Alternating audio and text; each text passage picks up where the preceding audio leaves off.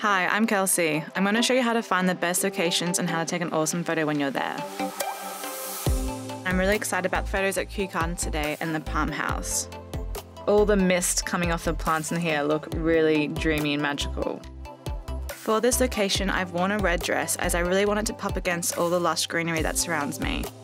When I first arrive at a location, I'll usually spend about 10 to 15 minutes doing some practice shots to find the best areas to shoot in. I love this spiral staircase and I think it will look great as the focal point for my image. You don't have to be a professional photographer to take great photos.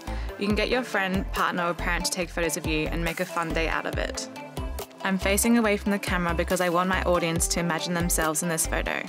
It's always good to get some feedback and see what's working or what might look good.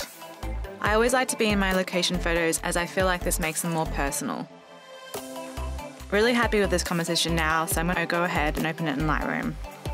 I love this location because even though it's in London, it feels like it could be in some tropical destination.